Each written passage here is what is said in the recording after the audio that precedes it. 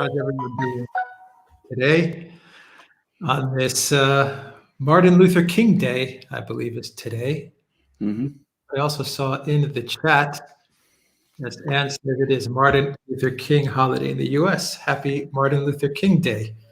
Hope everyone is doing well this Monday and everyone had a good weekend.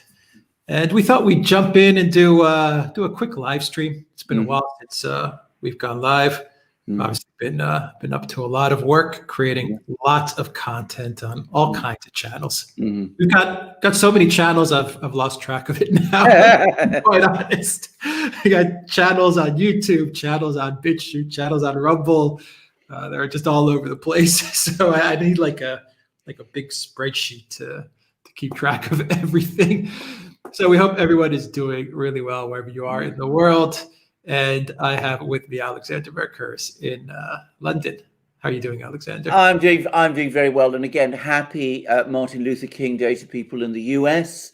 I just have fragmentary memories of Dr. King from the 60s, and he was an extraordinary and brave and remarkable man.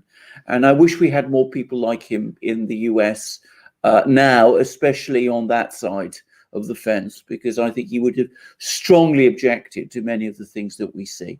But for us, I mean, Alex talked about all our new content that's pouring out, and it certainly is on our new channels.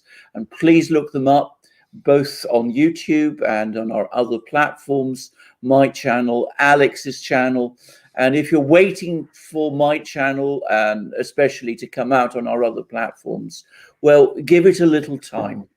Alex is working exceptionally hard. I know how hard he's working, and we will get there in time. But as I said, one step at a time, and a little patience. That's all.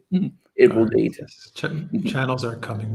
More channels are coming, guys. So keep on BitChute and Rumble. That is, Rumble's going to be a tough one actually, because you gotta upload everything. It's going to take some time, that one, for all of us. But BitChute and Odyssey will come. So let's see where people are joining us from real quick as people come in. We have about 500 plus people. Hit that like, everybody, as you enter the building today. And hello to everyone in South Africa. I think you guys saw my South Africa mug here that I always keep next to me, and to celebrate the Martin Luther King Day. I also have a USA mug right here as well. And hello to Calabria, Italy. Italy is in the news. Oh, absolutely. Lots going on in Italy. I think yesterday they protested the lockdowns at the restaurants. And people in Italy, at least I think Milan, people actually went out to eat. Remember when you could go out and eat? Those were great times, weren't they? Yeah. When you could actually go to a restaurant and sit down and have a meal. How the world has changed. All right. Hello to everyone in Brazil, France, New York, Germany, Londinium. Hello from Londinium. All right. Netherlands, where Mark Rutte has resigned, but I hear, Alexander, he is going to be back. He is slated to win re-election. I think it's March or May. I think it's March. And it's another indication of the bankruptcy of European politics, because what we have is a politician, a leader who's been enmeshed in a scandal, who many people are very critical of, but there is no alternative to him, because politics in the Netherlands, as in Germany, is essentially a desert. The Romans, they created a desert and they called it peace. The Europeans create a desert and they call it European integration, the advance of the great, movement of democracy and all of that. But that's the reality of it. It's very difficult in these countries, in Germany, in the Netherlands, to look for alternatives. What makes Italy interesting is that alternatives do exist there. Yeah, that they do. Let's see, from Cardiff, from Durham, Essex, Bangkok, Ireland. Is it true that Ireland's the most heavily locked down country right now? I believe so. I believe so. I mean, obviously I haven't been there because one can't be. And I haven't been in contact with my Irish friends very much recently, but I do get the impression, certainly Many people in Britain say so. Yeah, that's what I've read too, that Ireland right now at this moment is the most heavily locked down country. So people in Ireland, if you can confirm that, that would be interesting. We also have to do a show, Alexander, on Estonia as well. The Estonian government has also collapsed under corruption. Indeed, so. And again, I predict the same problem, in the sense that though the government is discredited and widely perceived as corrupt, and by the way, much of what you hear about the Baltic miracle is, in my understanding, something of a mirage. Nonetheless, I predict that it will reconstitute itself and continue, because again, there's no real alternative to it. I mean, to be very clear, alternatives could exist in all of these countries, but of course, the political structures make it impossible for them to function. For once, I find myself in agreement with my old school colleague, whom I don't remember from school, but we were apparently at school together, which is Yanis Varoufakis, a person who, as I say, I don't remember, and whom I don't agree with on 90% of things. But he did make a point that never before has the economic and social conditions demanded change more urgently, and never before, at least since the Second World War, has change been so difficult because of the entrenched resistance of the political system. I mean, I thought that was an insightful point, and I think it's true. We need change, and yet everything, everywhere works to prevent it. Yeah. All right. Cardiff, Southampton, Portugal, London, South London, Puerto Rico, Toms River, New Jersey, Costa Rica, Washington State, Ohio, South Dakota, China, Washington State again, South Africa. All right. Well, I saw Washington State. Hello in Scotland. I think you're wearing a Scotland sweatshirt, Alexander. Yeah, I am indeed. With the flag of Scotland, and though we disagree on this. I mean, I've got many friends in Scotland, and some of them are nationalists, I should say, who support Scottish independence. A project that I am open to, but I am nonetheless a proud Briton who swore an oath of allegiance to the Queen, and who would very much want to see the United Kingdom remain united. He certainly is. Yes, he's. I think he's excited about the fact that we're coming on a program. Well, all right, Bosnia Herzegovina, Canada, Bahrain. Okay, Paraguay, Alaska. All right, we got a real international audience here. Great, thank you guys for joining us. Including someone from China, I think you said, yes, which is wonderful, and I think new. So that's Tbilisi, Georgia, the beautiful country of Georgia, beautiful Philippines, country. Australia. Yeah. Awesome. All right, Alexander, we have 25,000 troops in Washington, D.C. Actually, I've heard now that it's something like 30,000. I don't know how accurate that is. Yeah, but the last figure I saw was 27,000. So somewhere between 25 and 30. But a massive deployment of military people. Obviously, these are not regular troops from the regular US military. They are National Guard troops who are, it must be said, a part of the US military and who often serve abroad. But it is a huge deployment of troops, and quite an extraordinary one. Now, a friend of mine who is in Washington, D.C. has written to me and says that they're not actually very visible. In fact, there's been clearly a decision to make them, not too visible. But I do wonder and question the logic and sense of this. I mean, the justification for deploying them there seems to me completely off the base. I mean, I can't imagine that deploying troops in this kind of way is necessary for basic crowd control reasons. I mean, crowd control is something that police forces should do, not military people should be doing. And I'm going to say something, which is something that people in the US might as well know, and that is that, of course, I hear commentary from all over the world. A lot of people around the world are very, very unimpressed by it. To them, it looks like a political class in Washington that is frightened and is hiding behind the military. And it gives a bad impression at precisely the moment when the new president is about to be inaugurated, when the political class and the United States ought to be projecting an appearance of confidence, not of fear.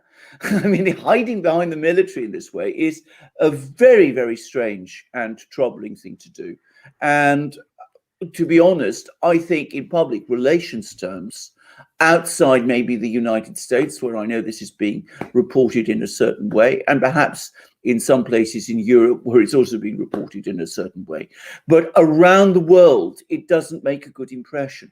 I remember when in 2012, Vladimir Putin was inaugurated after the presidential election there, and there'd been protests. And again, the Russian authorities locked down much of Moscow in order to prevent protests. And this was widely commented upon by the Western media, by the way, as a sign of Putin hiding from his people. And the Russian authorities were embarrassed and picked up on that fact. And they've made sure that in subsequent inaugurations of Putin, because he's the only president that's been elected since then, that does not happen again. And I think that what was true in Russia in 2012, that, as I said, this creates a bad impression overseas. I'm sorry to say it is true of the United States also. Okay. One question, and then I'm going to give you what I've written down five.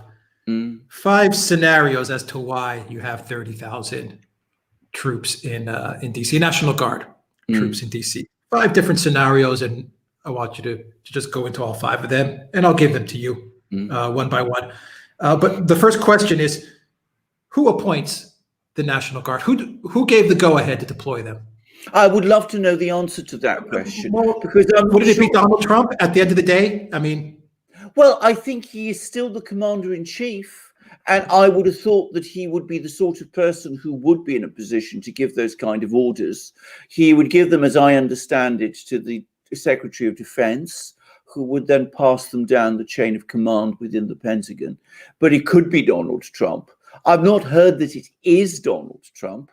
And I do wonder who's made this, who's given this order, because it's not clear to me at all. As I understand it, within the state where, you know, the state National Guard is based, it's the governor has some degree of overall control of what the National Guard can do in that state. But when troops, National Guard troops, are moved outside their state, it has to be cleared through the Pentagon. And the Pentagon, in theory at least, is answerable to the president. I mean, practically speaking, it is Donald Trump that gives, at the end of the day, that would give an order for such a massive troop deployment, correct? I mean, that's, well, whether he did it or not, for practical purposes, it is the president of the United States. In legal terms, absolutely. I mean, he is the commander-in-chief. I mean, that's one of his fundamental roles set out in the Constitution. It would be disturbing, I think, if this deployment were carried out contrary to his wishes and against his knowledge. Okay, so this is a massive troop deployment. I mean, it really is a massive troop deployment. I mean, we see troops sleeping on the floor of the Capitol building, which is just really weird. So before I get into the 5 scenarios, I have one more question. And I don't know, maybe people in the live stream can answer this as well. Maybe you know the answer. Would it, in order to deploy so many thousands of troops, wouldn't you need quite a fair bit of time? Like, wouldn't you need maybe a month planning, or is this something you could do instantly?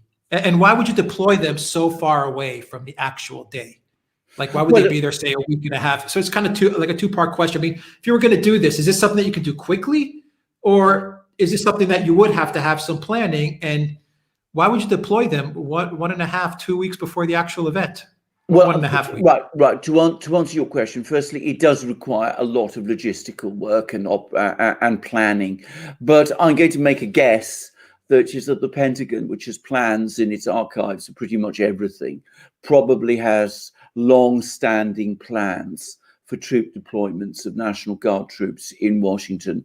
So whenever the order was given, it was dusted out and brought into effect rather quickly, because that's, I suspect, what happens. So I would have thought that despite the need for this to be a complex logistical operation, it was probably decided upon probably within the last couple of days or week or so. I doubt that it goes back, the decision goes back much before then. But of course, at the end of the day, I don't know, because there is such lack of information about this process that I do wonder. And, you know, when you see, can I just say, when you see troops sleeping in the Pentagon, in the Capitol, well, again, I come back to what I said previously. It doesn't make a good impression overseas. It deepens the sense that many people have that the United States is experiencing some sort of deep crisis. And I've already seen the Chinese media, Global Times, for example, talking about a power struggle being underway in the United States. Is that the impression the US wants to give at this time? I would have thought not. Okay, so I'm looking at the live stream, and there's many people who are saying the National Guard can be deployed very quickly. Yeah. Yes, it's something like this is planned, but it can happen very quickly. Yes. Okay, so great. Let's get into what I think are 5 scenarios going on here. Maybe there's more. Maybe I didn't cover them all, but let's see. The first reason to deploy these 30,000 troops is, and once again, I'm just going over all the scenarios that I have in my head. Number one, maybe there is real fear that something's going to happen. Yeah. Scenario number one.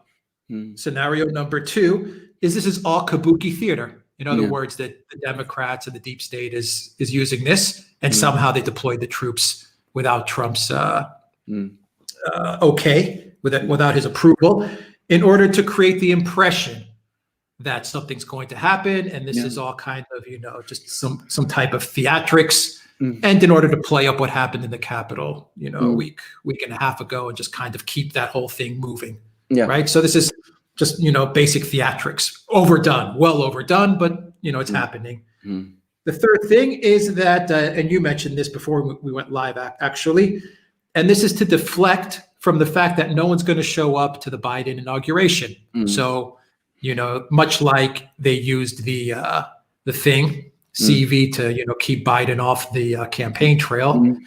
And much like they canceled the parade and all that stuff, they found excuses. It's just kind of a very overdone and elaborate way to, you know, not embarrass Biden during the inauguration, because most likely, if it did go on as it has in past inaugurations, there may have been maybe 50 people showing up or something like that.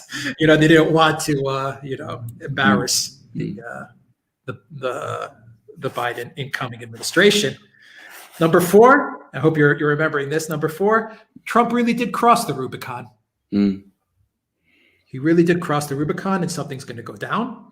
And number five is Trump is doing this in order to just kind of take away the heat from what happened, say, a week and a half ago. So he's kind of, you know, just going all out and saying, you know what, let's just throw everything out there, and, you know, I don't want anyone.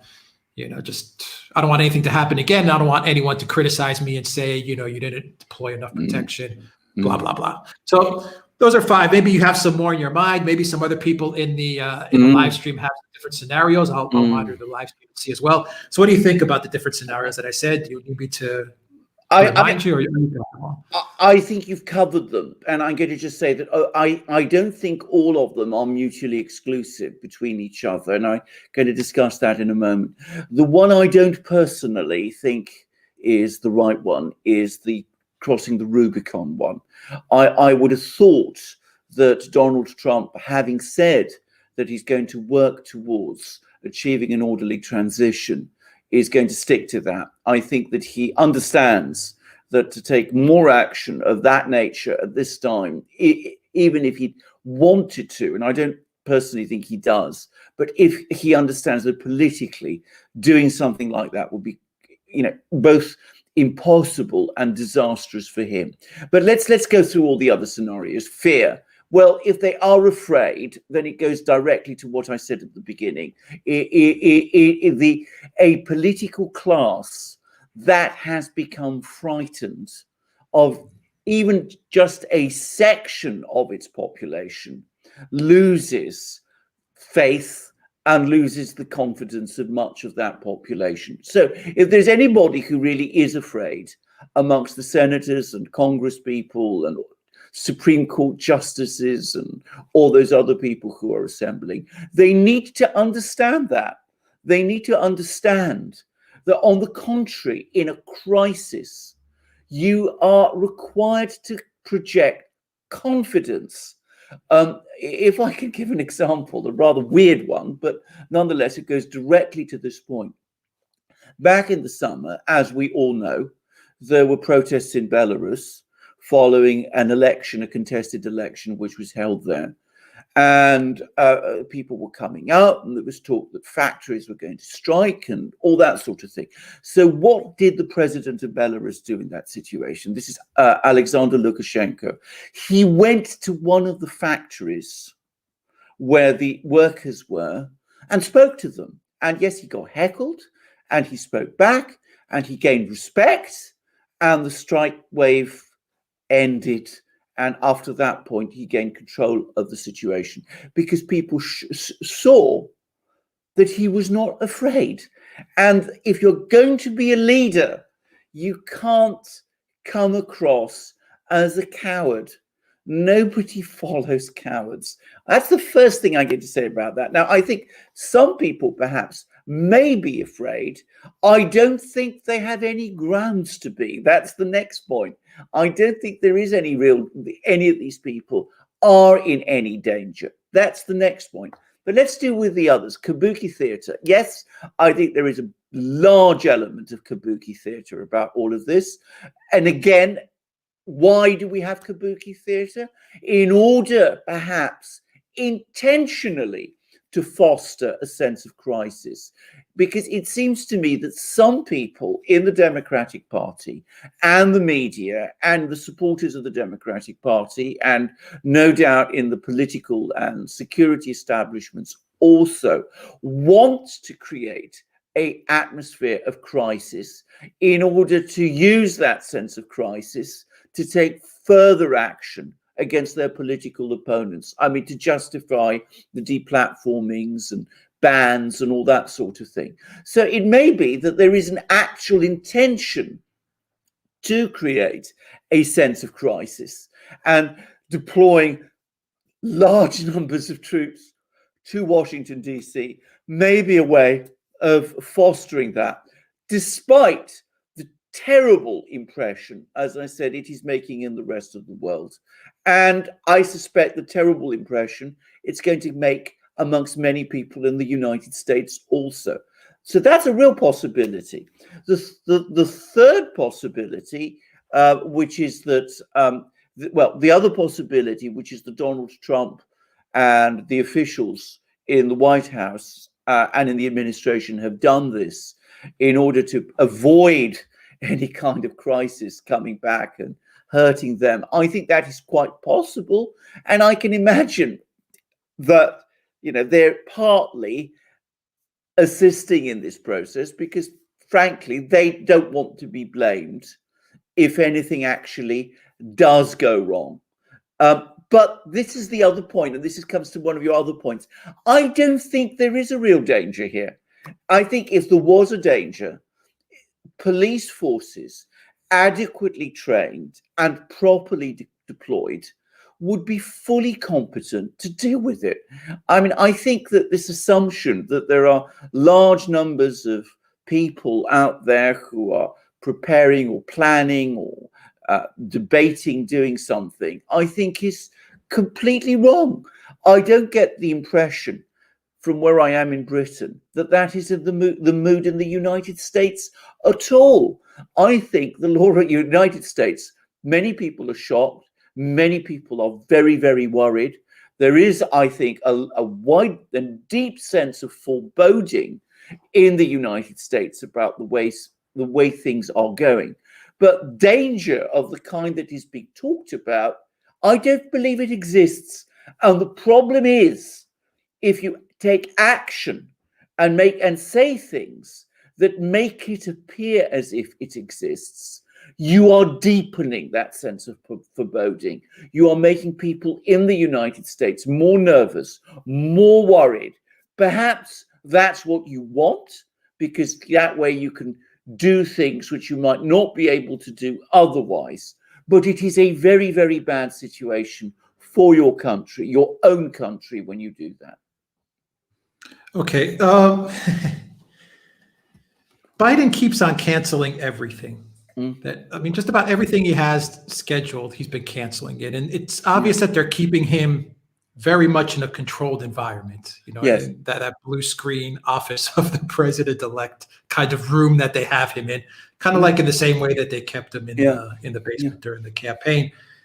So I think to myself, either there is that cross the Rubicon scenario because Biden keeps canceling, or there is that, we need to deploy such a massive amount of troops because there is no way that Biden will be able to stand up and deliver any type of inaugural address or handle anything even remotely close to a traditional inauguration. So is this how it's going to be? If it's not crossing the Rubicon, is this how it's going to be for as long as Biden is president, say a year or 2 or 3, however long they can hold him in there? Is this how it's going to be? How is he going to travel to G20s? How is he going to do events? Because it seems like they're going way out of their way to make sure everything is either completely controlled or or they find some outrageous excuse like, pouring 30,000 troops into the Capitol, which is just incredibly excessive, it seems. But it seems, they'll stop at nothing to protect Biden. And I think we see some of that in how they protected Hillary Clinton with her email scandal. If there's one thing that the deep state has shown is they will stop at nothing to protect their own. They turned the country upside down for 4 years in order to cover up Hillary Clinton's email scandal. Yes. So what do you think of what I'm saying there? If it's not a cross the Rubicon scenario, 30,000 troops, he keeps canceling everything. The guy's just a complete no-show outside of that controlled blue room office of the president-elect.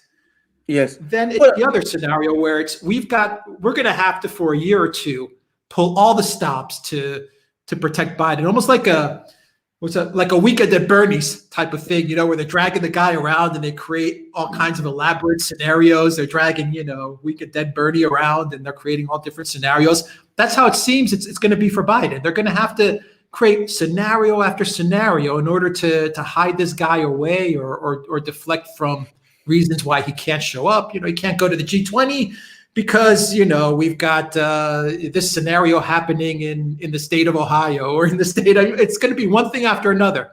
Well, indeed. Well, let's actually come to that. And it was your other point. And I think about Biden's inauguration and keeping people away. Let me just read what was sent to me by an eyewitness, somebody who's actually in Washington. He wrote, I got this email this morning. Today, they're closing all 4 bridges in Virginia. All downtown metro stations were shut days ago. This will keep anyone from coming to the inauguration at all. About the only ones there will be Congress, 9 Supreme Court judges, Biden's campaign staff, a few hundred top bureaucrats and generals who have no choice, and police and National Guard. The news media will get creative with the camera work, but you can't hide the lack of supporters who never turned out for the campaign. Why should they now? It will be a virtual inauguration to cap off a virtual campaign. Even DC's mayor is telling people to stay at home. The point is, of course, people were not turning up when Joe Biden went out and was campaigning. I mean, when he did turn up, when he did leave his basement, hardly anybody ever showed up. And it seems to me that partly, all these precautions, all these excessive precautions, and I think unwise precautions, are intended to disguise the fact that the Emperor, Joe Biden, has no clothes. There's no great enthusiasm for him. There's no vast upswing of support for him. People don't particularly think much about him. And of course, as you absolutely rightly say, he's not the kind of person who in his present condition is in any form able to give the kind of inspiring address that former presidents, when they've been inaugurated, have done.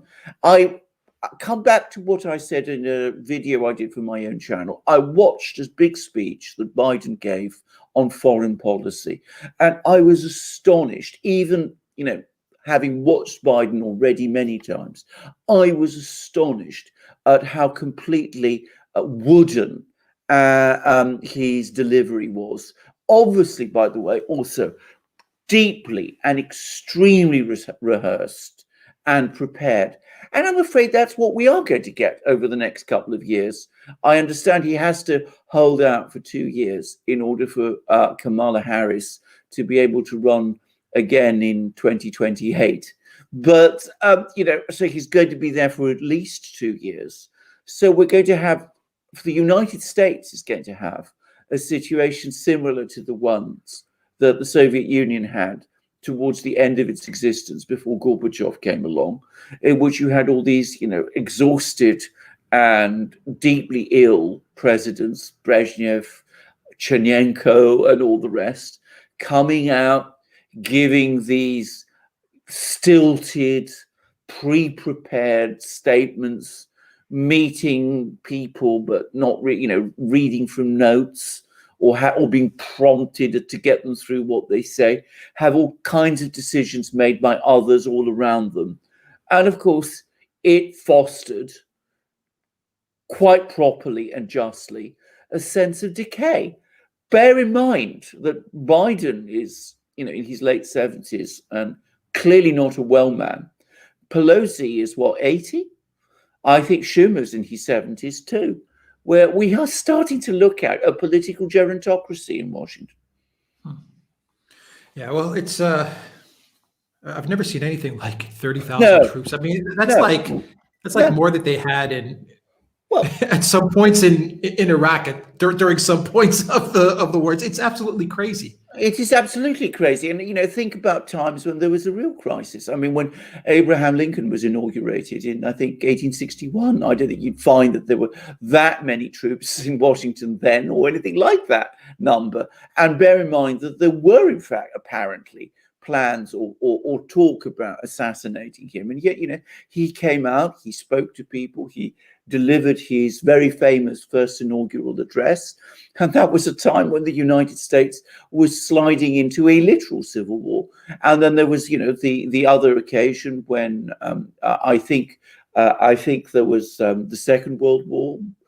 Franklin Roosevelt fought a campaign, fought a campaign against, I think it was Dewey. They fought this election in 1944. And I don't know whether Roosevelt survived to the inauguration, but I think he did. And again, you didn't have this, pervasive military presence. And the United States was actually at war then, in a world war situation. I mean, this is unprecedented. And all I will say is completely out of proportion. I don't think that the danger people are talking about exists. And to such extent as a risk, a public order risk, it does exist. It's one that could be entirely controlled by properly deployed police forces, of which the United States, by the way, has no shortage. Those police forces may be very demoralized because there's been all this campaign by the Democrats to defund them. But deploying troops is never a substitute for having police there. Police are the people who deal with protests, not soldiers. not armed men. I mean, my friend who sent me that email made that precise point to me. These soldiers that have been deployed to Washington are not trained for dealing with protests. That's not their job. Yeah. Yeah. I mean, I'm looking at the live stream and someone just said the danger is propaganda. Yeah. Something along those lines. The danger is just theatrical propaganda. Yeah. Too. I agree with that, because if you went and looked at just about every fake news mainstream media headline over the weekend, everything was talking about domestic terrorism and white supremacists and far-right extremism. I mean, every single article seemed like it was a copy paste. It probably was. I mean, they all get the same talking points. There's no doubt about that. I think it's obvious that if everything goes as it looks like it's moving, and you have this Biden-Harris administration, and you have this narrative of white supremacy and far-right extremism, this is really a Patriot Act 2.0. I mean, we're moving away from the international terrorists, and the U.S. is going to start looking within. I mean, that's what this is all setting up. Yeah, with the important difference, of course, that international terrorists, I mean, did and do exist. I mean, ISIS is a real organization. It still exists. Which Obama funded. Which Obama funded, exactly. I mean, it still exists. I mean, it is there. But these domestic terrorists, these right-wing militias that I've been reading and hearing about for decades now, I don't think they have any real reality about them. I mean, I know that lots of people in the United States have guns. I mean, large numbers of people have guns and feel, that this is their right to have those guns. As a British person, I'm very distant from that. It isn't the culture here in Britain at all. It is in the United States. But to extrapolate from the fact that many people in the United States have guns, and that many of those people vote Republican and are conservative, to creating this fantasy scenario about right-wing militias and domestic terrorism is, to my mind, deeply bizarre. I mean, paranoid, I think, is not too strong a word. These are law-abiding people, overwhelmingly so. I mean, they are the bedrock. They are the historic bedrock of the United States. Starting to talk about them as if they were a threat to the United States is to turn the whole of American history upside down. I find it a bizarre thing to do. And can I just say, the United States is in a very bad place when people start talking about them in that sort of way. I find it very bizarre, very strange, very wrong. And it fills me with foreboding about the future, because I'm afraid Patriot Act 2 is indeed coming. We shouldn't call it the Patriot anything, because it seems to me that when you start defining vast sections of your electorate and your population in that kind of way, then there's nothing patriotic at all about that kind of legislation. I think it's deeply, deeply ominous. And I think the framers of the Constitution, the people who set out to create the Republic, the people who struggled to make the United States a democracy, a country where, where there is government of the people, by the people, for the people, would be astonished and horrified at seeing what is happening. And may I add, since it's Martin Luther King's Day, I remember Dr. King, as I said, in a very fragmentary way.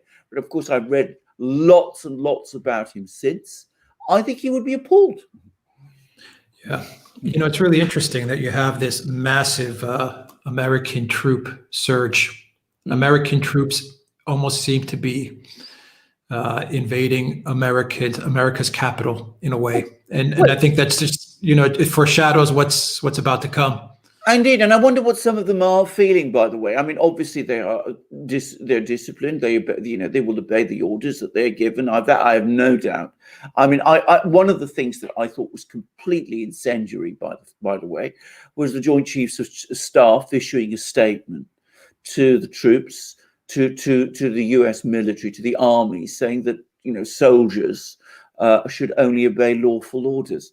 American soldiers don't need to be reminded of that. It's absurd again to think that the American military would consent to be used in that sort of way. It suggests once more that people in the Pentagon who are giving these kind of orders and deploying these troops in this sort of way are nervous of the thoughts of some of their people, even though, as I said, those people are loyal and disciplined people who will obviously obey lawful orders, as they always have. Okay. President-elect Susan Rice. Mm-hmm. I say that because I saw an interview with Richard Grenell, and he made an interesting point that Susan Rice was given a position for domestic, in a domestic capacity in the Biden administration. Something that doesn't need approval, by the way, from Congress. But she knows nothing about domestic policy at all. But she was given that position, and so Grenell pretty much said that it's going to be Susan Rice at least running all the Biden administration from a foreign policy perspective.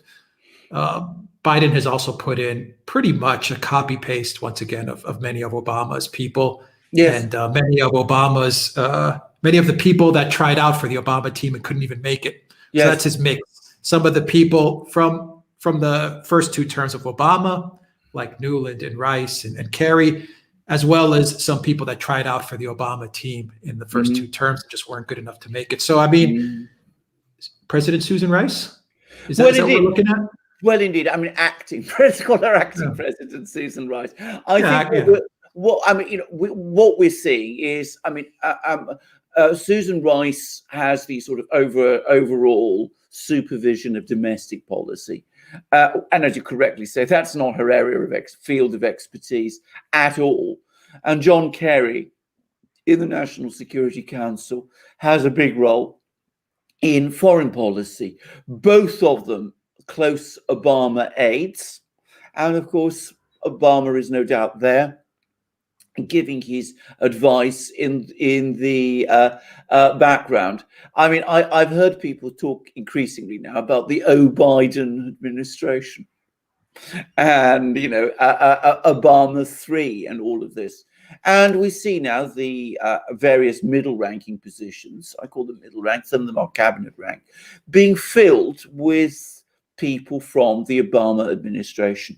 But what is really troubling is that it's an Obama administration with all kinds of retreads. But if what they're saying is true, I mean, all the reports that we're getting about the kind of things that it's true, it looks as if they're preparing to let rip, that they're acting as if, they really did win some great landslide in November, when of course they didn't.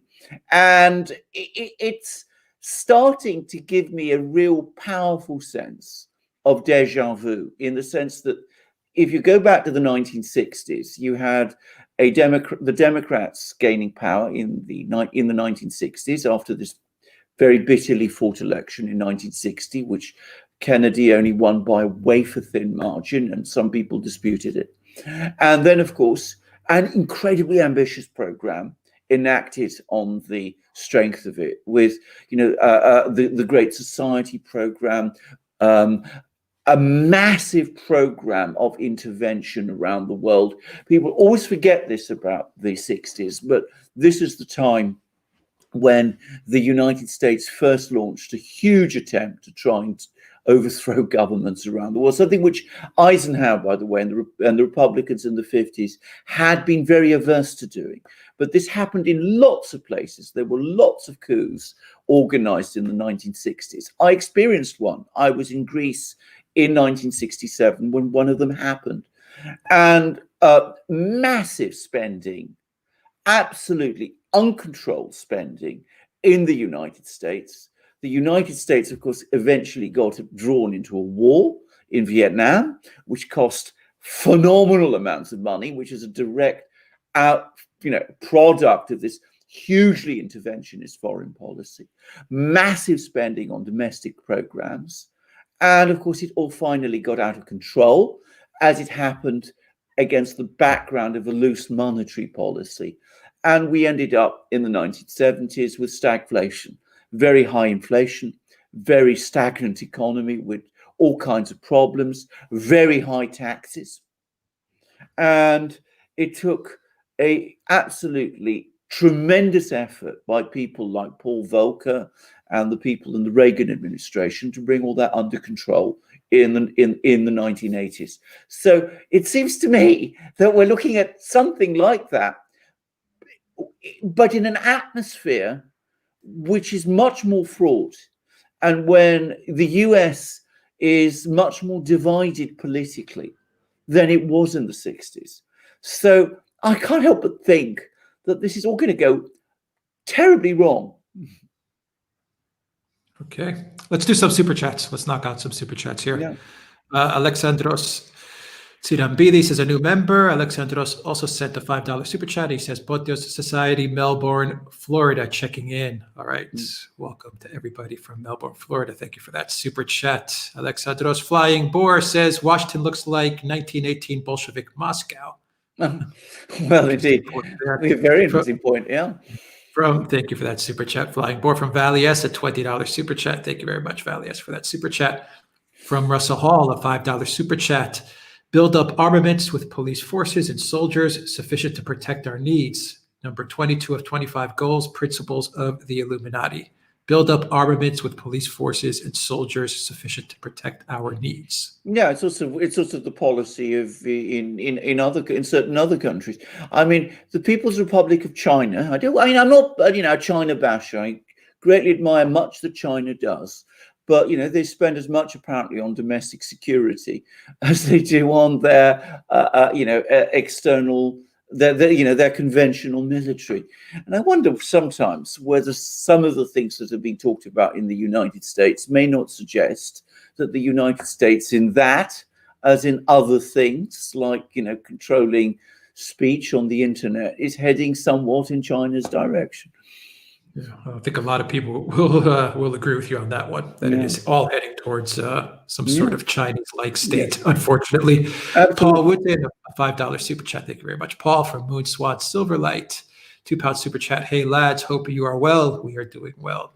We are doing well. We're fine. We're absolutely fine.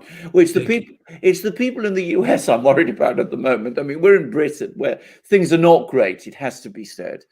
But at least we don't have the kind of situation which we've been discussing and which we see in the US at the moment. I mean, I should make it very clear. I mean, having been to the United States and having tremendous admiration for the country, I have no doubt it will come through, just as it did, after the problems of the 60s and 70s. I have no doubt the US will come through. But, I'm concerned there will be a lot of, trouble and grief along the way, and I hope that is contained in some form. But I am worried about it. All right, from Simon Ennefer, it seems the troops were ordered to Washington D.C. by Democrat state governors. Reference CNBC article 7/01/2021. Yes, I understand. I mean, I understand that the governors can do that to some extent, but I understand they also need some degree of cooperation from the Pentagon to do it. I mean, I don't know how it was done. I am not, as I said, directly involved in these things at all, obviously.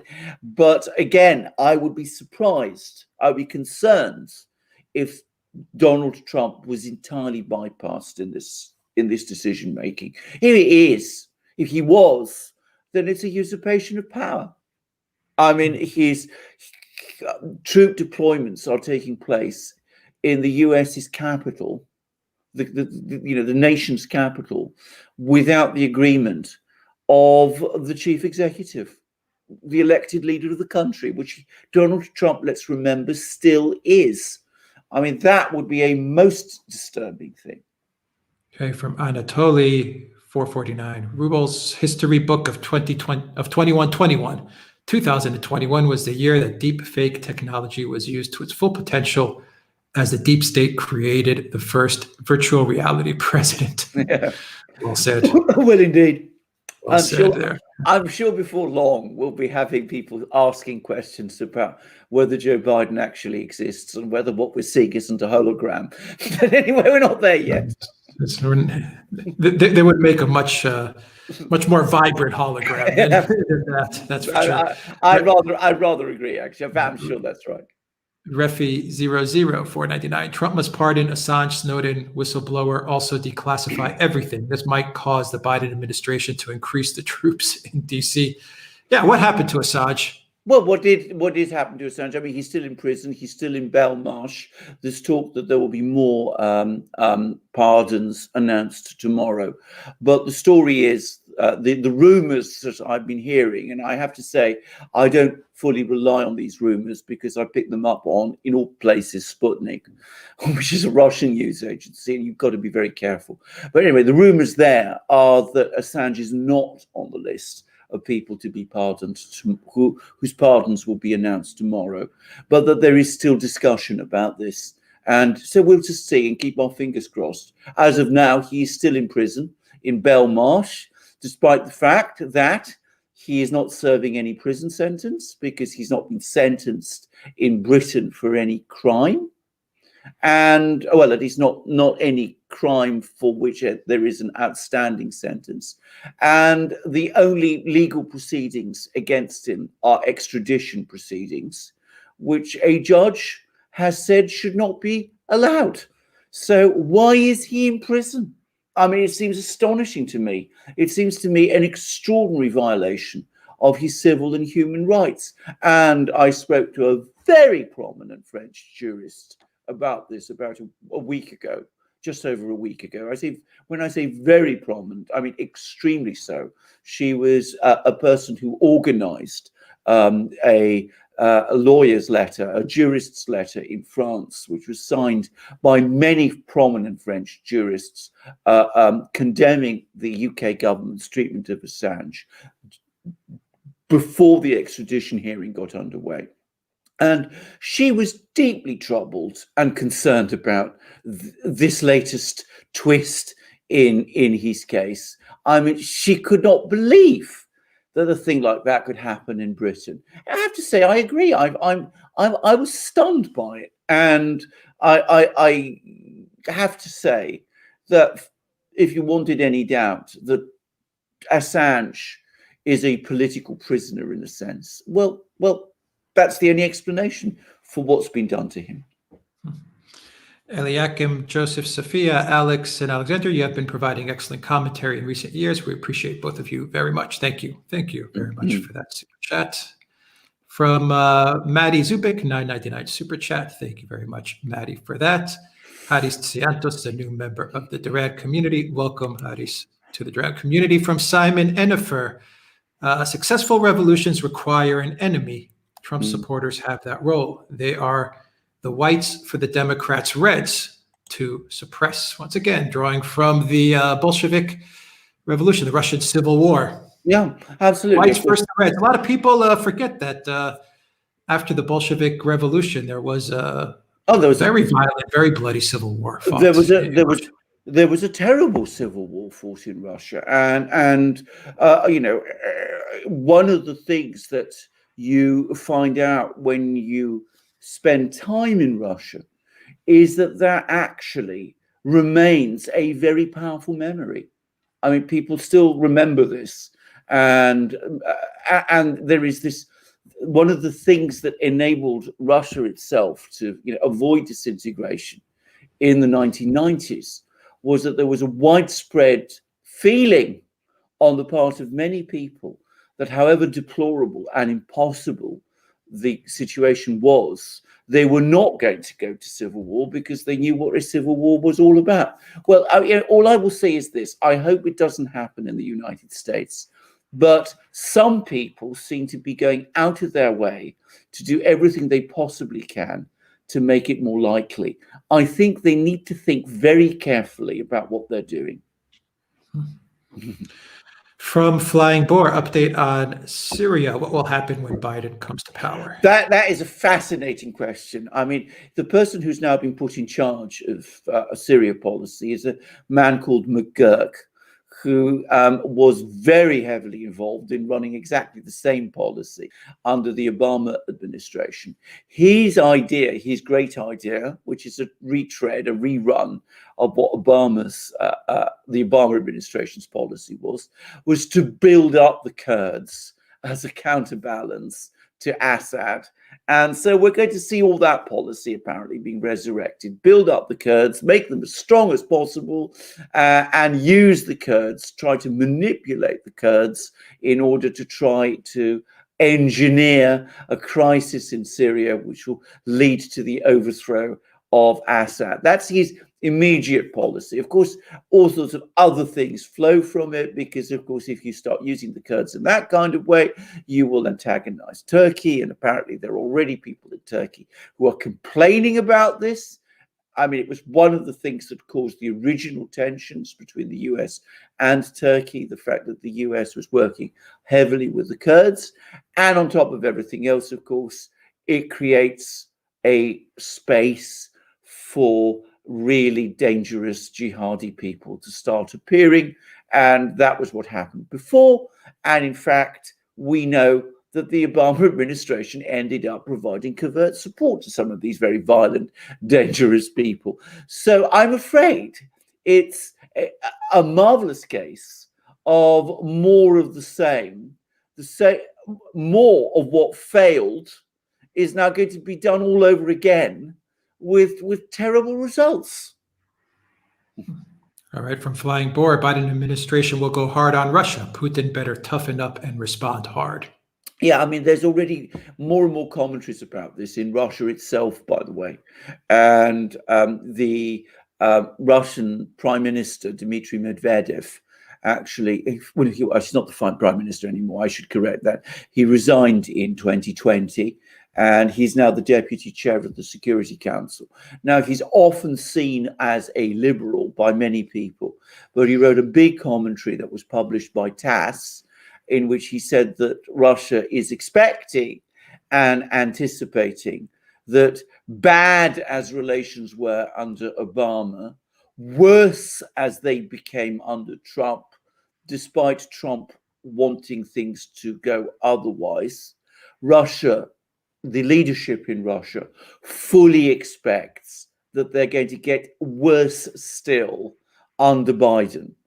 And Medvedev discusses at great length the fact that Russia needs to be prepared for all of this. He also, by the way, makes comments about Biden's economic policies, which, if you decode them, make many of the same points that I made earlier on this program. So I think the Russians are fully aware of what they're facing when Biden comes in. They see the indications, and I think they are actually closing down their hatches. I mean, that's one reason I'm sure why there was zero tolerance of Navalny when he returned. Okay, so Biden's domestic policy, we've gotten some good indications as to what Biden's planning for the U.S. in his first 100 days, actually in his first 10 days, to be more precise. I mean, it's just some outrageous stuff. On the one side, his domestic policy looks absolutely crazy. The foreign policy is going to, there's going to be war in the Middle East. I think that's also crystal clear. What do you make of what's going to happen in say the first? I think this is all going to go down the first 6 months. This has to happen once again. It brings us full circle to my first point in my intro.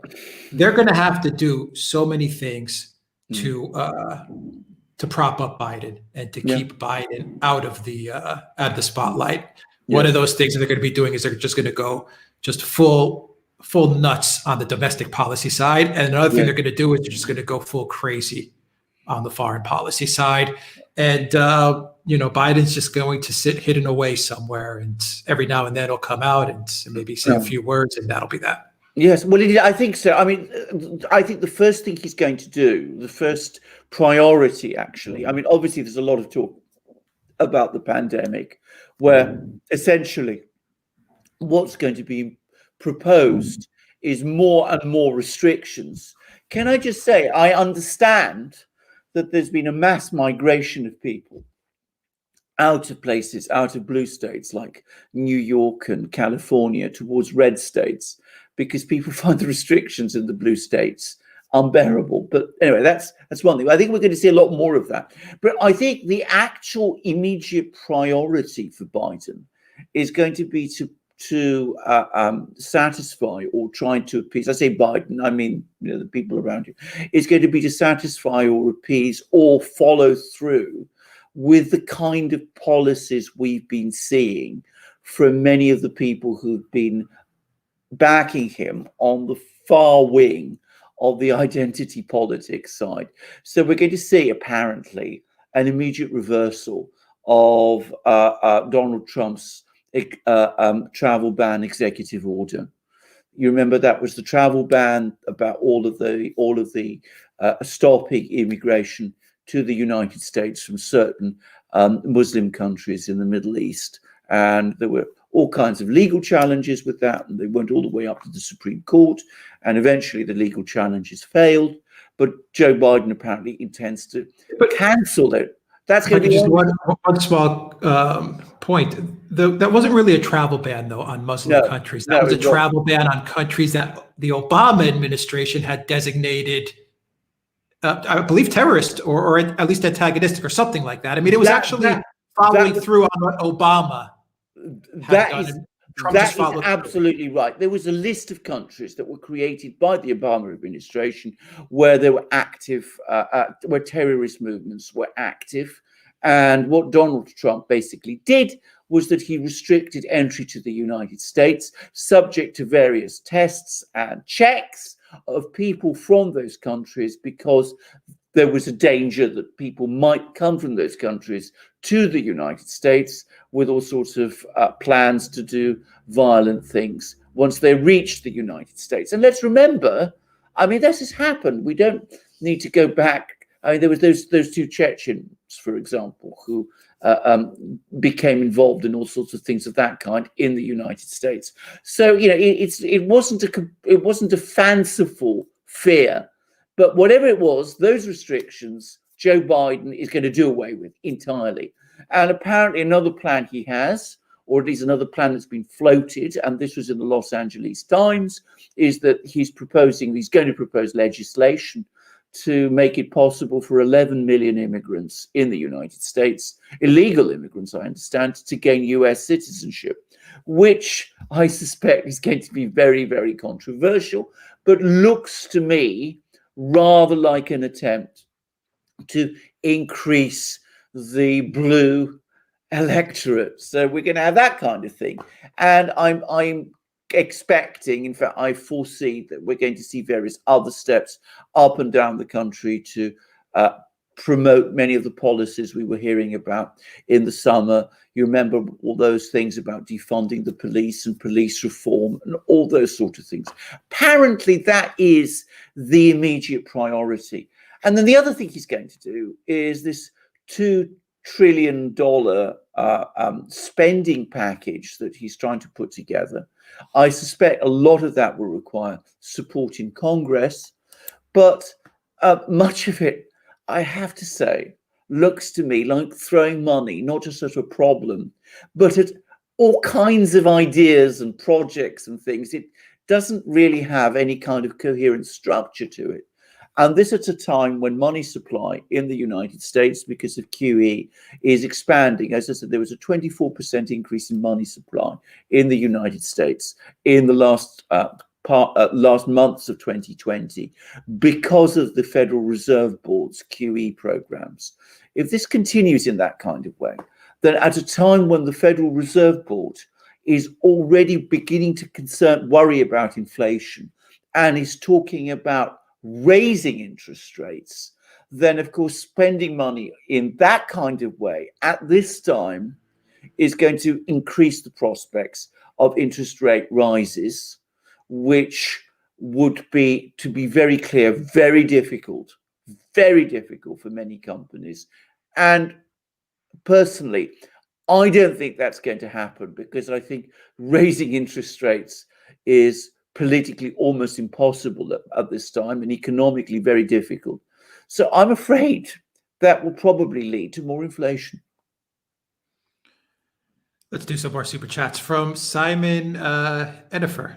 Will a Biden administration lead to many new nuclear powers? Who can rely on the U.S. nuclear umbrella now? Well, very good question. And, it's interesting you make this point because thank you, Jennifer, because, of course, one of the things that has happened over the last week, which, of course, has received zero attention because, of course, we're all focused on this non-existent crisis in the United States with the Kabuki theater of all these troop deployments. But, we have a real problem which is emerging in North Korea.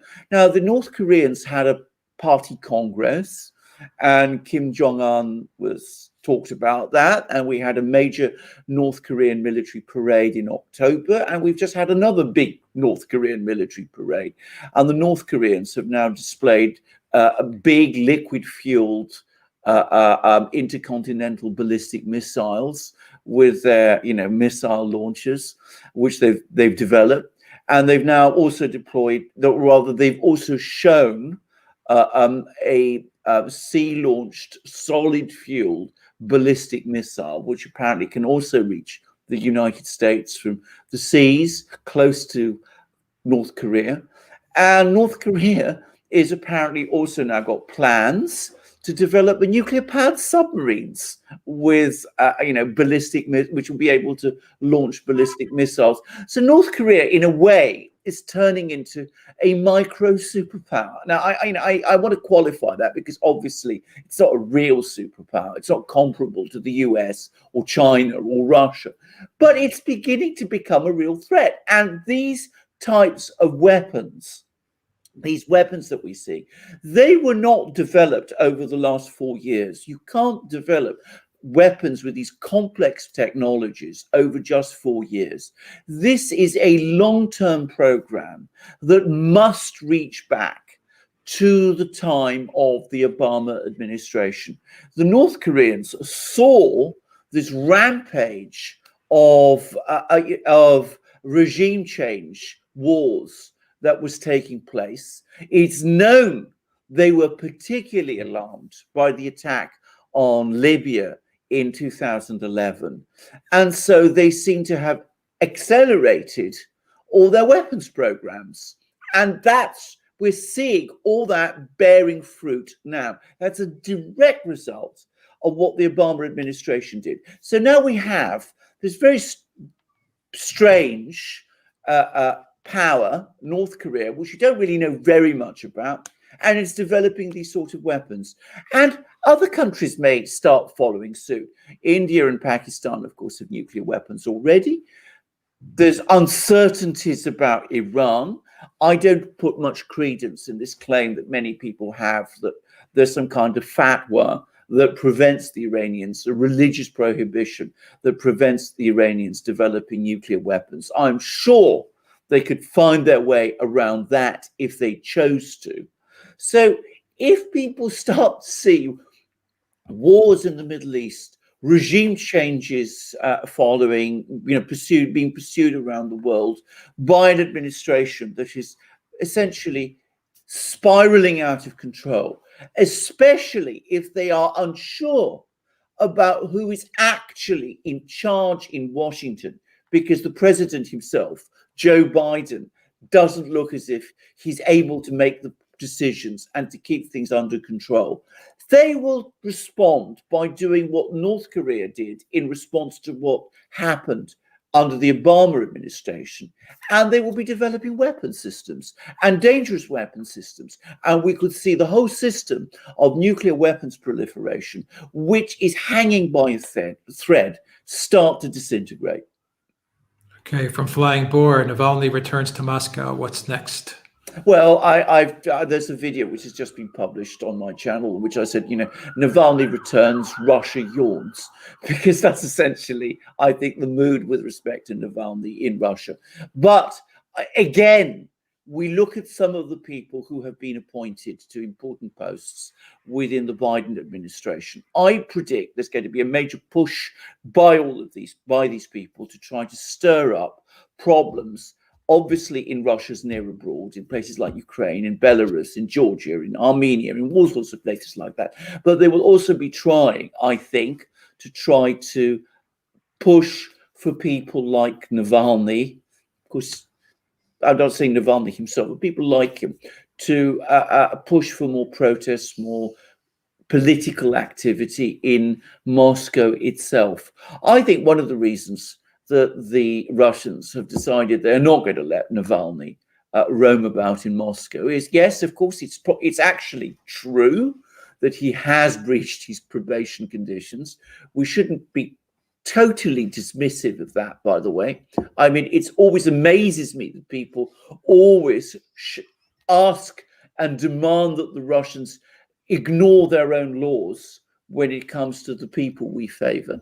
But I think on top of that, a lot of people in Moscow are saying this is a time when we have to batten down the hatches, because with Biden and Harris and all the others, and Nuland and Burns, who's now in charge at the CIA, going to be in charge at the CIA, a storm is coming. So we batten down the hatches. We don't leave people like Navalny roaming around. All right. Flying Boar says Russia better arm Syria because it will be attacked. Well, I think they are to some extent. I mean, they've obviously provided Syria with S-300 missile systems, and I suspect they'll be providing more sophisticated systems themselves. But be very clear about this. However many weapons Russia provides to Syria, the Syrian military will never be a match for the US military. The thing that prevents an American attack on Syria is not arming Syria. It is the presence of the Russian military there. Now, there was talk in the last year of the Obama administration, the last 2 years of the Obama administration, of the US launching military strikes on Syria and daring the Russians to intervene. Obama himself had the wisdom to pull back. Would Biden?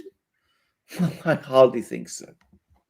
From Simon, and for Alex and Alexander, would you be advising your American friends to consider leaving the US? I've suggested it to those I know.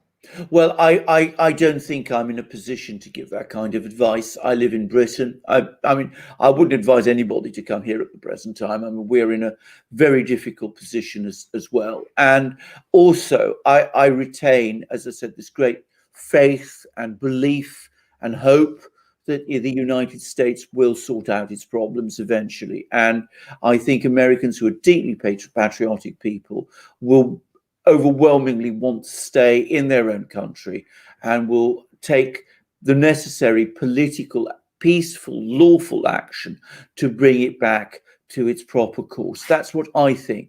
But having said that, I think a lot of people will leave. As I said, there's already reports that people are leaving the blue states and going to the red states. Apparently, Texas and Florida are places which are on the receiving end of this big influx. And, we could see more migration like that going on, internal migration going on like that within the United States, which, by the way, would harden the divisions. So it's not entirely something I would feel comfortable with, but I can understand why it's happening. And we could also see people leaving the United States too, because they may start to have doubts about its future. If so, then what a tragedy that would be. The country where, there's the Statue of Liberty, which says, what is it about, come to me, all the huddled masses, all the people there who yearn to be free, which is the country that was built in that way. People start to leave it. Well, that will be a very, very sad thing. And I hope it never comes. From Flying Boar, under the Biden JCPOA Iran nuclear deal, will it come back?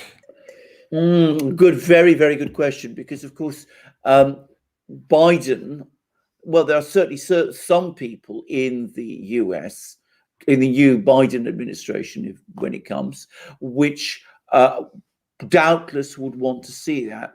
Bill Burns, who's going to be the new director of the CIA, he's known to be very, very anti-Russian. He was ambassador to Russia, by the way, and was very antagonistic to Russia, and was apparently Hillary Clinton's intended pick for Secretary of State. had she been elected in 2016.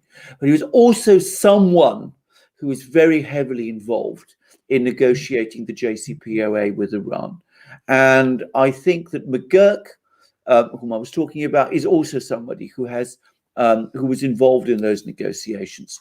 I think it's going to be difficult simply to go back to the JCPOA as it was. I think that a lot of countries around the Middle East, Saudi Arabia, the Gulf states, and the rest have made political and diplomatic and strategic moves like opening relations with Israel on the presumption that the United States will not be rejoining the JCPOA. Even the Europeans have shifted to some extent in that direction. And I think if Biden and Harris and their team suddenly say, well, you know, it was all a bad dream, we'll go back to the JCPOA as was, a lot of people will be unhappy, and there'll be a lot of heavy lobbying in Washington to stop it. And I have to say, I think this administration, because it's going to be a weak administration, is going to be one which is going to be very susceptible and very easily influenced by that kind of lobbying. So I don't think it's a done thing that we'll be seeing the JCPOA as it was come back. Right. From Flying Boar, update on Nord Stream 2.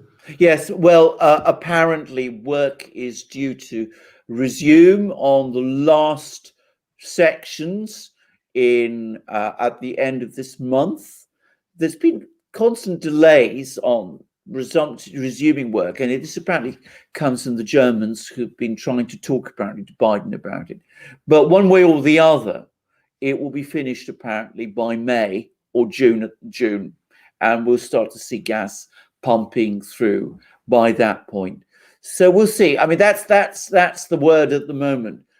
It could have started before. They've completed work on all the facilities within Germany itself, and it seems the North German Länder are absolutely committed to seeing it done, and I've no doubt that it will be done. But the Germans have been rather hesitant about letting the Russians lay the pipes, which the Russians are apparently fully able and willing and ready to do. All right. From Simon Ennifer, could a Biden administration quote Poland Russia, with China playing the role of the Soviet Union, that would immeasurably strengthen China? Well, indeed, yes, I agree. I mean, what I think people in the US need to always remember is that one of the reasons the US prevailed in the Cold War was because the US was able to exploit the Sino-Soviet split of the 1960s to play these two big powers off against each other. And it is well known in Russia, by the way, that when people talk about the enormous cost of the military to the Soviet Union, one of the major factors was the Soviet Union's need to maintain very, very large armed forces, military forces, along the Chinese border. So the United States, I think, could still, in theory, keep the Russians and the Chinese distance from each other. It could do things of that kind. I think that was partly what Steve Bannon wanted, and I think it's also what Donald Trump wanted. I think they wanted to play that sort of game. But I don't think this lot who are coming in now have any real conception of it. I think that, on the contrary, what they will probably do is the opposite in a way of what, from a geostrategic point of view, they ought to be doing. Instead of mending fences with Russia to draw it away from China, which is the major adversary. Remember, in the 60s and 70s, it was the Soviet Union that was the major adversary. So you sought to pull China away from the Soviet Union. This time, what you need to do is to pull Russia away from China. Instead of doing that, what they're going to do is the opposite. They're going to double down on Russia and open up to China, which will make Russia more dependent on China, or lean more towards China, and make China stronger. So from a geostrategic sense, it doesn't actually make much sense. But that's what I think this lot are going to do. Right, from Toilet Sauce, there are rumors going around that some regions in Ukraine are preparing to hold independence referendums orchestrated by Kolomoisky. Yes, I've heard the same thing. I don't personally credit that, but one of the things that did astonish me, and this is an article that I read by Nikolai Petrov, who is a US academic, but obviously someone from Russian Ukrainian extraction, who writes brilliantly about Ukraine, is that for the first time since the Maidan events, the pro-Russian party, led by a man called Medvedchuk, is actually leading in the opinion polls in Ukraine. So there is a massive groundswell of feeling apparently in Ukraine. I mean, I haven't charted it. I'm not, familiar with it. And of course, there are also political maneuvers of various kinds happening. I get the sense that there is a sense now, finally, that all optimism connected firstly with the Maidan, the revolution of dignity as it's gone. Well, that drained away some time ago. But all optimism with Zelensky has drained away also. And there is a sense in Ukraine that the country is just falling and people are finally looking for a way out. Well, we'll see. I mean, I haven't been as close to events in Ukraine recently as I once was, because frankly, so much else has been going on in the world, especially, dare I say it, in the United States. But that's what I've heard, and that's what I've read, and we will see. All right, from Mark Hewitt, where's Pelosi's laptop? Well, good question. I'd love to know. Maybe it will end. Maybe it will end with a laptop computer repairman in Delaware, and then all sorts of interesting things might come out from it. Well, we'll see. From Toilet Sauce, the Russians seem to be setting up a third military base in northeast Syria, probably near Kamishi, very close to the Turkish border. Yes, indeed. I mean, we see all these moves and counter moves and all sorts of things. And can I just say, I mean, we have a very complicated, and it's almost impossible to keep up now with Erdogan's maneuvers and twists and turns. Apparently, he tried to speak to Biden on the phone. They've been trying to organize, the Turks have been trying to organize a telephone conversation with Biden, and Biden has snubbed him. And apparently he's very cross about that. And he's now pressing ahead with another big buy of S-400 missiles from Russia, despite knowing how negatively the US responds to that. But at the same time, he does what he always does. He's raising all sorts of issues about Sputnik V. We all know what that is. And at the same time, he's been saying all sorts of difficult things about the Russians, which have annoyed the Russians a lot. So he plays these very complicated games, and he withdrew a lot of troops from southern Idlib province. He's concentrated them in northern Idlib province. Apparently, he's reinforced them. And of course, unsurprisingly, and with McGirt coming in and talk about strengthening the Kurds, it's not surprising that the Russians are making moves of their own in other parts of Syria, where they can keep an eye both on what the Turks are doing and what the US might do. All right, from Liz Llewellyn, do you think Trump will start his own media company and use it to harshly critique the Biden administration, mentioning declassified documents, etc.? Well, I think he should, and I hope he does, because we need much more diversity in the media space in the United States than we have at the moment, to put it mildly. I mean, we could say so much more about this, but one of the most ominous developments over the last few weeks, coming on top, by the way, of 4 years of all kinds of worrying signs in the media and on the internet. But one of the things that's happening is that debate, open discussion in the United States, which is the lifeblood of democracy, has been drained away. It's been shut down. So if Donald Trump does open his own media platform or channel, Well, I would be the first one to welcome it. I might not agree with everything that's said there, but that's the point. You don't expect to agree with everybody who comes and says things. The whole point about democracy is that we listen to people whom we don't agree with. Some people in the United States don't want to accept that. They only want to hear and listen to people who agree with them, and they don't want anyone else to hear anything else either. So I mean that's a real problem, and it goes at the very root of the democratic system. This is my question: is how would you define fascism? And wouldn't it be proper to say that neoliberalism is just a new form of fascism? Because they're always trying to define, because we're talking about the media, they're always trying to define fascism as something coming from the right. I don't think that fascism necessarily has to be from the right or the left, but my understanding of fascism is essentially, being very simplistic about the matter, putting it in very simple terms, it is the state merging with the corporations, in a sense, to rule over the country. And to me, that's just textbook neoliberalism. Yes, I mean, I agree. I mean, that's exactly what it is. If you're looking at Mussolini, and the people who really set about defining fascism were the Italians. They were much more theoretically advanced in this than the Germans ever were. That's exactly what I mean. They talked about the corporatist, not a corporatist state, a state where corporations and businesses and powerful groups merged with the state functions, all within a very, very controlled,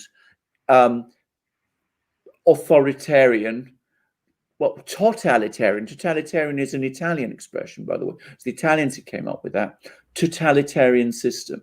So everybody, no, you're not allowed to have dissident voices, but the political space is dominated by the state and the corporatist elements that are almost, if you like, merged with it. That's the classical definition with fascism. Whilst we're on this topic, there is a fascinating and huge argument going on in Britain. I say fascinating, I mean, I don't find it fascinating at all. I find it actually a statement of the blindingly obvious. But Richard Evans, who is one of the leading academics in Britain about Germany, Nazi Germany, has written an article, and either way, he's politically very much on the left. He's written an article saying that, can we please stop using the F word when discussing Donald Trump? It does not apply to him in any conceivable sense. I am an academic. I study these things. I know what I'm talking about. And some sections of the media have gone absolutely wild about this. They are furious with him. And he was just subjected to a vitriolic attack in The Guardian. But can I say he's absolutely right? Whatever Donald Trump is, that certainly doesn't apply to him. Not in any way at all. I've said it many times. If you want to look at the threat to democracy in the United States and the sort of behavior which more properly qualifies for the F word, then don't look at Donald Trump. Look at his enemies. Well, look at what's happening right now with big tech. Well, indeed, absolutely. Well, exactly. But I mean, they are his enemies. They are the people who oppose him. I mean, they oppose him. I suspect, I'm increasingly coming to suspect now, because they're using this boogeyman that they created around Donald Trump, who isn't the real Donald Trump. It's an invented construct in order to justify an agenda which they would always have followed anyway. I mean, it seems to be becoming increasingly clear. But that's where you need to look to if you really want to see where the danger comes from. Donald Trump has not suppressed a single newspaper. He's not jailed a single journalist. I mean, I'm stating obvious things. He's not deplatformed anyone. Mm-hmm. He can't do those things, but he's never shown any desire to do those things. On the contrary, he has press conferences. Joe Biden doesn't. Russell Hall, $5 super chat, says fascism is a government exercising control over corporations to govern. Ours is an inverted form of this, where corporations control governments. Well, yes. I mean, there's always this balance. There's always a balance in some fascist sort of states. It's the government that is more on top. In other fascist states, it's more the corporations that are on top. And if you're going to describe the trajectory of travel in the United States, it's clearly the second. But I want to make it very clear, I don't think the United States has reached that destination yet. But of course, it's getting closer. It's getting very close, Alexander, very close. I know, yeah. I mean, with and I don't think in the history of the world we've ever seen corporations as powerful as the ones we're seeing now. No. Moving towards a fascist type of control. I mean, I think that's the worrying part. It is absolutely. You now have corporations that are immensely powerful. Absolutely. Working with the Democrats and the deep state. Absolutely. If you go back to the time of the robber barons, which is an earlier period when there were very powerful corporate, or perhaps some people felt too powerful corporations in the United States. People like Rockefeller and Carnegie and all those people, they didn't control the public discussion. They couldn't stop people criticizing them. They couldn't stop people from suggesting alternatives. There may have been great concentration of economic power, but there was never the kind of merger of that economic power with the political and information power which we are seeing now. And that is very worrying. That is unprecedented. I mean, that's never happened organically in any Western society before. It's been imposed by invasions, but it's never, or through usurpations, but we've never seen it happen in this insidious way that we're seeing it happen now. All right. Anatoly says in a super chat, Biden's administration are globalists. It shows why their goals seem to favor weakening the U.S. and strengthening control of international cooperation. This is exactly true. I think this is exactly right. I mean, ultimately, their philosophy is an anti-sovereigntist one. They are not concerned. I mean, they are not concerned with the need for people in Wisconsin to have proper jobs. That's not their priority or any of that about their own country, because they have a globalist perspective, and that makes them fundamentally hostile to their states as sovereign entities. From Simon, as Biden goes from disaster to disaster, who will buy U.S. debt? A perfect storm of wars, economic collapse, and political division. Well, indeed. Well, I mean, this is another thing which we want to consider because, of course, there's going to be all kinds of problems. I think some way down the line, there was a very interesting this article by Medvedev, the deputy chair of the Security Council, which, by the way, beyond its meaning, I mean, it does deal with Russian security policy, but it's actually Russia's top decision-making body, and it was clearly written on behalf of the entire Russian leadership, including Putin himself. What it said was that for the moment, there is no challenge to the dollar. The collapse of the dollar is impossible at this time. But if American manufacturers lose their global positions, and if people start to question whether property rights in the United States are going to be protected, and if people start to question the integrity of the Federal Reserve's policies, then such a crisis might come. I'm elaborating it. He says it in a more elliptical way, but that's his meaning. And he ended it with an extraordinary comment. He said, so we are very interested to see what the Joe Biden administration is going to do. And of course, what he meant was that he fully expects that Joe Biden's administration will do all of those things, which will ultimately undermine US solvency and US creditworthiness and the US's position at the center of the US financial system, or the world financial system, because it will fail to protect property rights. It won't run proper monetary policies.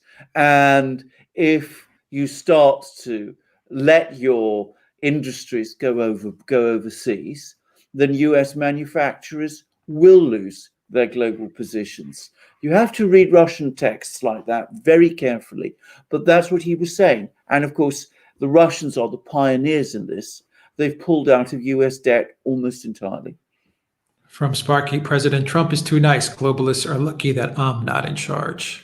Quite true. Well, actually, I'm glad you said that, because I've been reading so many things about Donald Trump over the last few weeks. And in fact, I've drawing from people who actually know him.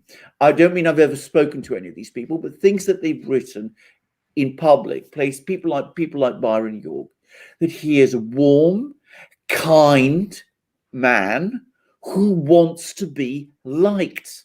I mean, I wish people would stop calling him a narcissist, for example, which, rightly or wrongly, has acquired a medical meaning now.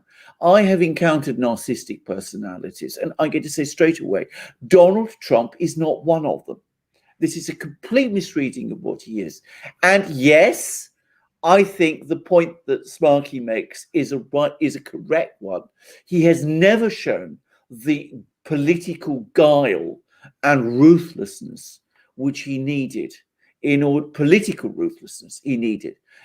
to prevail in the Washington wars. I think he came across people in Washington whom he thought he would be able to win over, and as a result, he's ended up where he is now. All right. Sparky also says nerdtopia is dystopia. Yes, absolutely true. So true. From I Wonder As I Wonder, big tech are going to hold cabinet seats in the Biden administration. Should they now be held to the First Amendment, given they are now the federal government? Well, indeed. I mean, I'm going to say straight away, I have always felt that what they do ought to be governed by the First Amendment, because they have all kinds of legal protections which are given to them by the United States, Section 230 and all the rest. And let's be straightforward about this: they receive an awful lot of public money. I mean, Amazon has its well-known relationship with the CIA. And of course, the United States government lobbies around the world for them.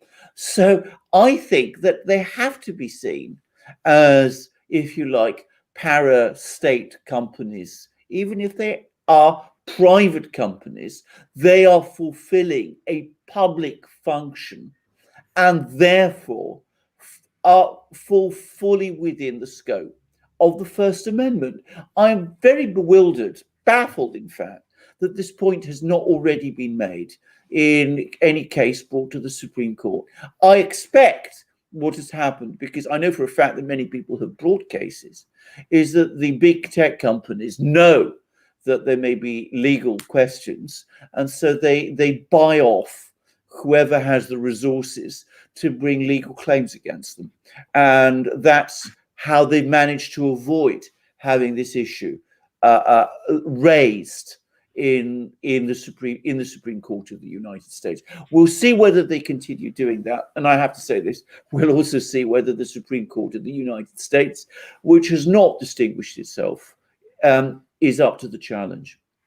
Sparky's super chat: Trump should have attacked big tech with the FTC. Yes. Well, he should have attacked them in all kinds of things. Absolutely. Of course, he should have done. Absolutely. Simon Ennifer, who would you vote for in the 2024 election, the Amazon or the Google candidate? Well, there you go. Gosh. Well, I'm afraid I'm not going to. I hope it doesn't come to that. I very much fear it might. And of course, I don't have the vote anyway in the United States. But, well, I'm going to give a pass to that question because it's such an awful question. That anyway. From Russell Hall, 20, establish huge monopolies that lean toward world government control. Number 22 of 25 goals. Principles of the Illuminati. Full list in the comments section. Thank you. I will certainly read that, as will my colleague and friend Alex. We will look at that closely. All right, then let's wrap it up with the final super chat from Moon Swan Silverlight. I think you missed my last super chat. I think I might have. I was asking what happened to Peter. Do you still speak with him? Don't know, and no, I do not. No. All right. I think that's everything. Alexander, we got it all. Anything else? Well, I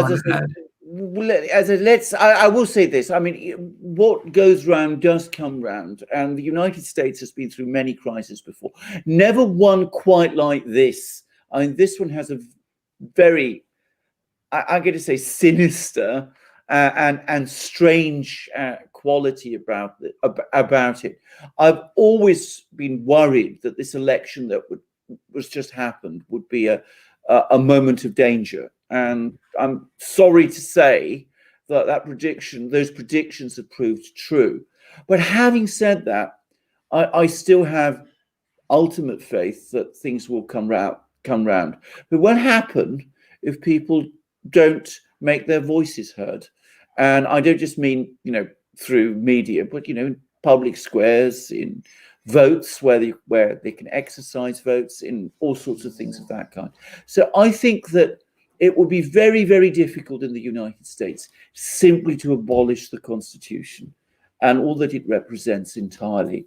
And I think, in spite of everything, that we will see in time the United States come back to the United States that we knew. But what kind of damage will be done along the way? Well, that does worry me. The Great Reset. Sparky Haspel's, another super chat from Sparky Haspel's, CIA is behind the election results. Whatever happened to Haspel? Whatever happened to? Oh, she's there. I mean, she's still direct. Yeah, I know. Well, all that. Yeah, all that stuff. She's still director of the CIA. I mean, she is until Wednesday. So I mean, she's still the person who's sits at the desk, the director's desk in Langley. And that was a disastrous appointment, like so many others. And Trump never got round to it. I mean, he let her stay. I mean, firstly, he had Pompeo. We all know how that turned out. And then he had Haspel. But he never found people. He never found people to put in all the key posts that he could rely upon. That doesn't mean that those people don't exist, by the way. They are there. But he didn't know them. And he had the problem of a Senate, which, though nominally Republican, was never really on his side and might have balked at confirming some of the people that he wanted. Yeah. Twitter temporarily suspends Marjorie Taylor Greene's account. Yes. No. I read that as well. Yeah, it's not going to end. Oh, no. Oh, no, of course not. Absolutely not.